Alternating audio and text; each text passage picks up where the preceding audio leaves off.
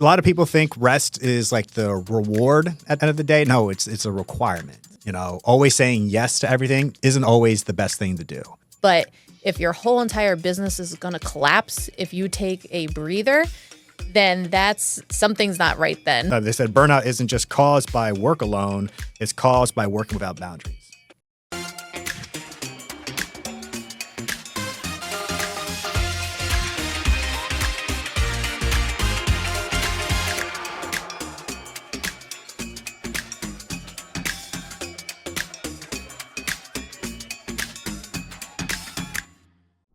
Hello, everybody, and welcome to another episode of 23 Journeys, a network for creatives. I am your host, Mr. Tato Datson, with Naomi Joy. Woohoo! Hey, everybody. So we are going to be talking about boundaries and just knowing how to make sure that boundaries are important as a creative because it helps us to prevent burnout. It sets expectations. This is an important thing. This can apply to everybody. It's not just creative professionals, but just anybody in general. When you're working on projects, you need to set expectations. Always saying yes to everything isn't always the best thing to do. Yeah, obviously you may become more likable, like, oh, wow, Tato's always available to do this project. But sometimes, you have other things to do. Like, we're parents, we have kids, and I can't say yes to every single job, or I'll have to say, like, well, I can do the job, but I can only do it at these hours. And if it doesn't fit within that time frame, unfortunately, I may lose a job. It's happened. So if you find the right clients, they'll be like, well, I'll work with your schedule, wherever you're available, because I want you to do it because you do such good work and such. So how about let's talk a little bit on that one right there. On the schedules? Yeah, on scheduling. And so, a good example, too, would even be like, for so long, you did real estate photography. You did a ton of real estate photography. And at first, when we used to have 2 cars all the time and you would be able to just say yes, yes, yes, and book up your schedule how it was. Now, more recently and stuff, we're down to 1 car for a little bit before we get another car. And you've had to adjust that and be like, okay, my kids have a life. We have to go with schedules of picking up the kids, dropping the kids off at school, things that they might have on the weekends or whatever. So it's like we set that schedule of like, okay, certain times then that you can go out. And it's actually benefited you too, because you've been like, okay, I can shoot on Tuesdays and Thursdays. I forget what days it is now, but you're like, okay, Tuesdays and Thursdays are all of my real estate shoot days. Yeah, you'll make exceptions for some people that can't fit in that time, but you're like, on Tuesdays and Thursdays, I'm going to do that. And then you can schedule out the rest of your week where now you're like, okay, Mondays I can do editing, work on all my editing stuff. Okay, on Wednesdays I can work on a lot of the back end business and all. So it's good because if you're not planning out your time, then it's trying to, if you're just go all the time, but then you're like, I need to do this back end stuff that I still haven't done, and you didn't schedule that in anywhere in your schedule now. Now it's going to be like 10, 11 o'clock at night, and you're like, I have to go review this for the accountants, or I have to do this. And also, and so I feel like it's very important to start setting a schedule and routine so that way you don't get completely burnt out. Yeah. They say that a lot of people have the expectation for creatives to constantly be on the go and constantly be able to do stuff because, oh, well, don't you love taking pictures? Oh, don't you love making music? And the answer is yes, I do love it. But at a certain point, there's even too much of a good thing turns into a bad thing. Mm-hmm. It starts building up emotions like resentment, fatigue. When you start feeling, they say that the early signs of burnout usually come from feeling uninspired by your work. You used to love going out and doing shoots. You used to love making songs. You used to love modeling or acting. But now you're just like, okay, I got another meeting. Oh, I got another appointment. And your physical performance, your mental fatigue starts showing. You start becoming more emotionally detached from the thing that you love the most, mm-hmm. and that is not a good thing. Yeah, because, you've even dealt with that over the years and just been like, you just lost inspiration, so you'll just keep pushing a project off, pushing it off, because you just don't feel like you can creatively do it.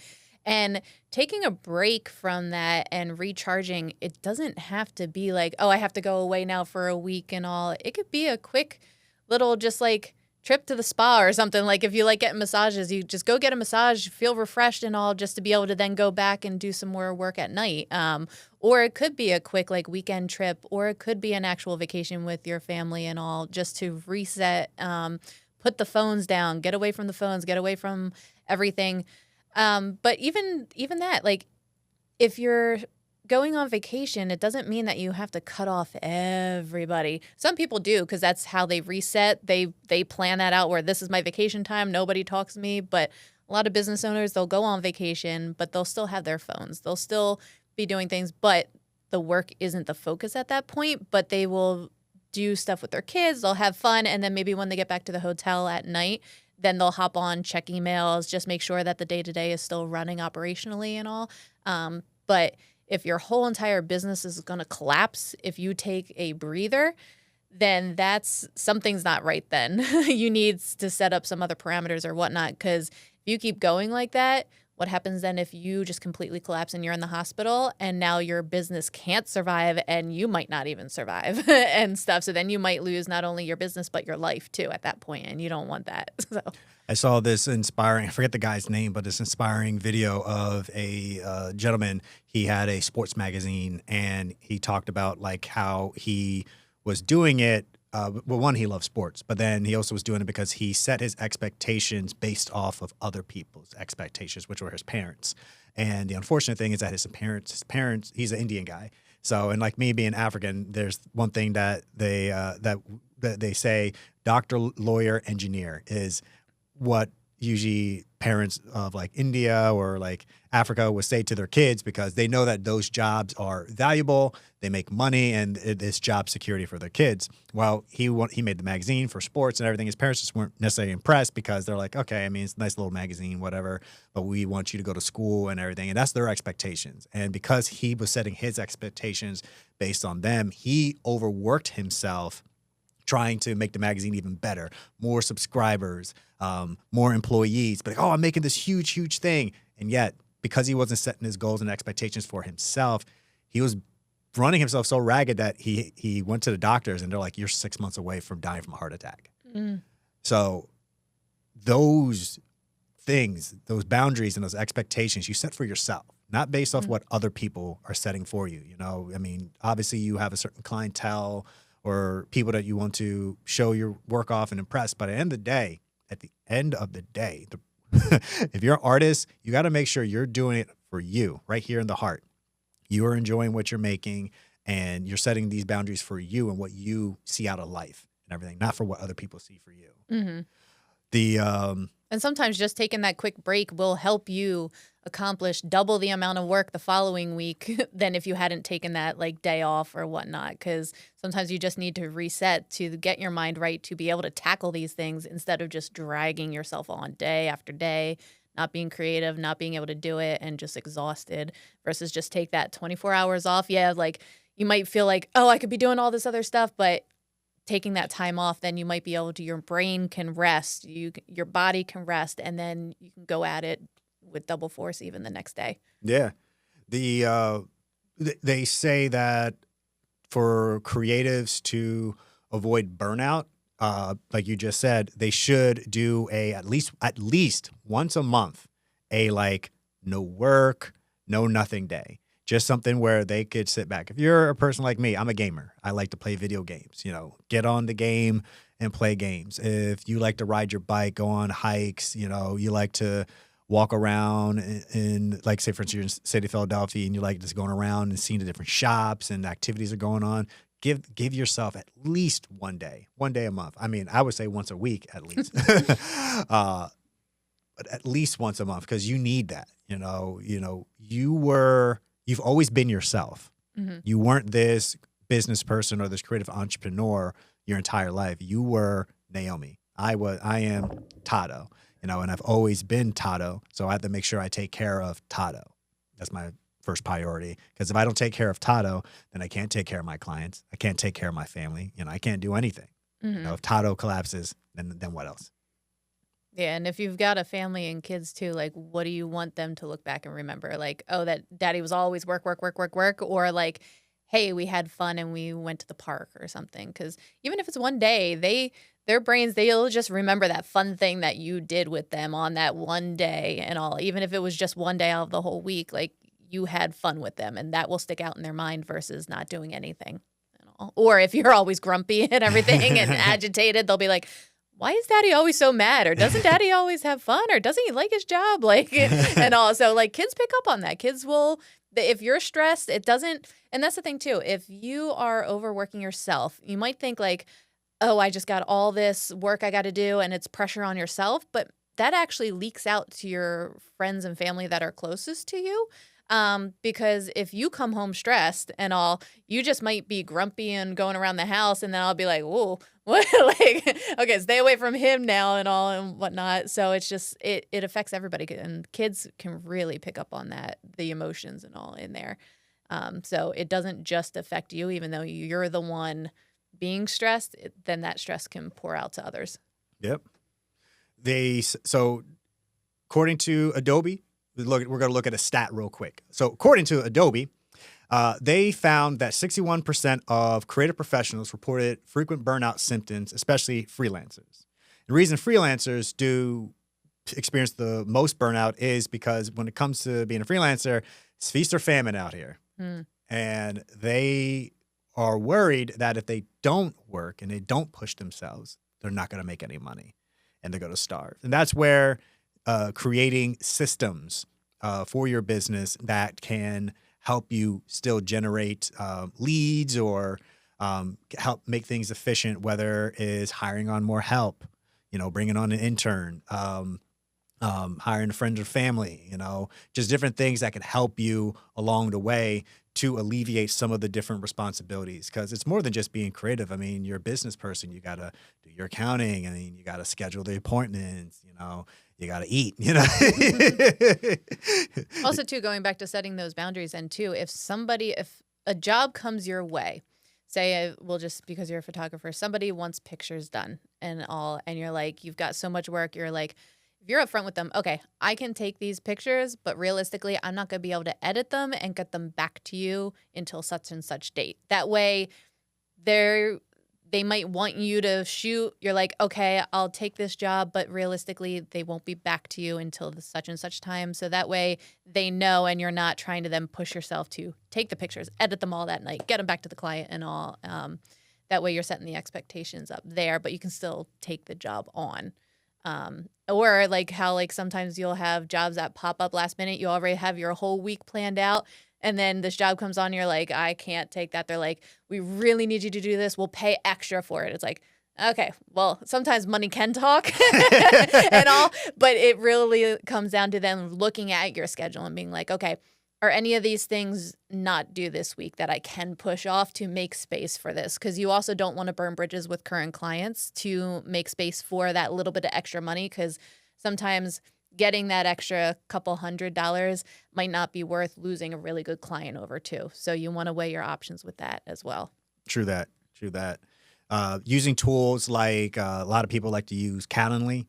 Calendly is a great tool that people can get on, and you can actually connect it to your Google Calendar, and you can block off time showing like, hey, these are the times that I'm available. So if you're doing like appointment setting, or if you want people to be like book you for people who do like family photography, mini sessions or something, they can set the Calendly set for these are the times that people can book you for. Headshot photographers can do the same thing, in their studio space. That's a way to kind of take another phase off of the process. Instead of having people to contact you directly, they can just go to your link and then they can just book you that way. Then setting up automated systems. So responses like, thank you for booking with us. We look forward to working with you. That at least is like, okay, cool. Like CRM systems. Then in the moments when you are overbooked and you can't do the job, just let people know, have your own like a little script that you make up for yourself. It's like, hey, I would totally love to do this job, but right now we are at capacity and we just can't take on the extra work. You could use that as an opportunity to maybe refer them to someone that you know that could use the extra work. I've done that plenty of times with real estate. Like I do a lot of different real estate agents, and then if say for instance I'm doing jobs in Delaware, and somebody wants me to do a job in Jersey, I'm like, well, I can't get to Jersey because that's totally out of the way. But I know some photographers out there. I could either refer them to them, or I could reach out to that photographer like, hey, can you cover this job for me? I'll just pay you for photographing. We'll handle the edit. And then that's another way to do it too. So building your team of people that you can rely on, and then setting those systems too. Yeah, and also too, blocking out time to do the work. So not only if you're shooting and you're setting like, okay, from this time to this time I'm shooting, also put it on your calendar too when you're going to edit or when you're going to do these things. Because then if you give yourself, like realistically, if you're like, okay, I just did this photo shoot, I know it's going to take me about an hour to edit. I'm going to block off an hour of editing time at such and such date to edit these photos. If you give yourself that time, you'll get it done in that time, realistically. If you give yourself a realistic time frame and all. But if you're like, you don't set that hour of like on Tuesday, I'm going to edit these photos for an hour here, then it could take you weeks and all because it's not on your calendar and you're like, I'll get to it. Or then you might sit down and you'll be like, oh, I have 4 hours. I'm free here. And you're working on those same photos for 4 hours when if you were like, no, I only have an hour to work on this. I got to get it done. You can get it done in that hour if it's realistic with that time frame that you'd had. Yeah. They say, so here we're going to look at another stat. So according to mental health experts, they say 42% of creative professionals say they struggle to separate their personal work life from their business life. And this was also mental health experts that worked with LinkedIn on their workforce insight. And then workforce, they said burnout isn't just caused by work alone, it's caused by working without boundaries. So if you're always saying yes and you're not kind of like limiting everything, that's where it all comes into. 42%. That's pretty high number. I mean, well, you can include yourself in it a little bit. Include myself. I mean, there are times that you're always on your phone and doing things. And I was like, is that a game or is that work? Or like, can you put it down? Like, I play a lot of mobile games and stuff. So, yeah, I could definitely see that being a thing, especially nowadays with so much technology at your fingertips and all. Like, because before, back in the day, you didn't have a cell phone walking around everywhere where your email is at with you 24/7. Text messages are with you 24/7. Social media is now with you 24/7 and all. And it can get addicting where you go on one app to do one thing and then here you're scrolling and doing other stuff. And then you're like, crap, no, I wasn't on here for this. Let me go back to what I was doing. So it can be, I can see that being really easily. Yeah. I mean, rest. A lot of people think rest is like the reward at the end of the day. No, it's a requirement. Mm-hmm. Your body needs sleep. It needs that time. Men, especially men and women, our bodies operate very differently. Women need more sleep than men. There's scientific evidence for that. Men can operate with less. I mean, I can go to, you see it all the time. I can go to bed at midnight, get up at 6, boom, and I'm ready to go and I'm fully refreshed. Yeah, I'm like, no, I need my 8 hours of sleep. If I have less than the 8 hours, maybe once in a blue moon, if I'm getting up for a vacation and I need to make a flight or something, I will be there with my coffee in hand. But like other times, like, no, you feel the effects and all, and everybody's different because it's hard to understand too, like how you can just perk out of bed and just go and all. And I'm like, man, you got like just as much sleep as I did. How am I so much more exhausted? And also, it's a big thing. You have to do what your body is telling you to. Listen to how your body's reacting. Listen to the side effects and all. Like your body will let you know if you're going too far with things. True that. Well, the long game with being a creative professional or just any professional is making sure that whatever you're doing is sustainable. You have to set your boundaries, set these rules for yourself. You can deviate here and there, like you said, if a person's going to pay extra for a rush project, or they're like, we really want you for this project, and they'll pay a premium. Okay, sure, I'll break my rule for this extra premium, but always know that don't always break the rule, because then you'll constantly just break the rule. Like, oh, I just break the rule. Then the rule doesn't. And why is even the rule even there? Plus, then people will start taking advantage of that too, because if you've done it once, they know you might do it again, and if you keep doing it repetitively, they'll come to expect that as the norm when it shouldn't have ever been the norm. Right. Exactly. So making sure whatever your decision is, everyone's different. Have your life be sustainable. Set those breaks. Set up whether it's an hour or so a day. Even me myself, I personally play video games at the end of the night. Whether I play games on my phone or I'll get on a console system and I'll play. I got the Nintendo Switch. I got the PlayStation, so I hop on one of those. But at the end of the day, it's I found something. I have stuff that just makes me like, okay, not creative. Let me just go around and shoot aliens, and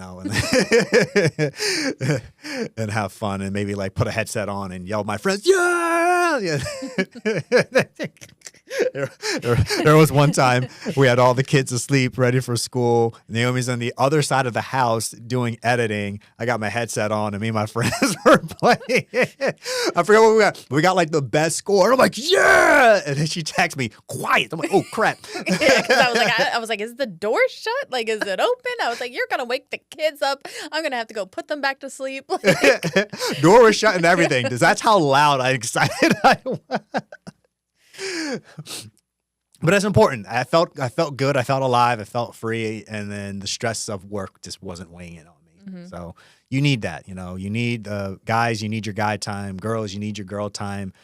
Girls trips, guys trips, or just like even coffee dates with your significant other. Mm-hmm. Like how we went and did breakfast the one day because we're like, okay, you were going to be gone all day. I was working the next day and all. So we're like, okay, what time do we have? We can't go out to dinner. We can't do any of this stuff. We could do a quick morning thing. So we went and got like crepes in the morning and all and just had that little bit of time before work all started. Yeah. So it's just finding those times. So it's important for your personal life and it's important for your personal health. Mm-hmm. So I hope you guys were able to gain a lot of insight and valuable information from our talk today. So make sure you check us out at 23journeyscreative.com and follow us on Instagram, Facebook at 23journeyscreative. We'd love to hear from you. If you have any questions or even an idea for a topic that you'd love to hear us discuss, please shoot us, visit us on our social media and our website, fill out our form. We'd love to hear from you. Anyway, I am Tato Datsun with my wife, Naomi Joy. Have a good night. Peace.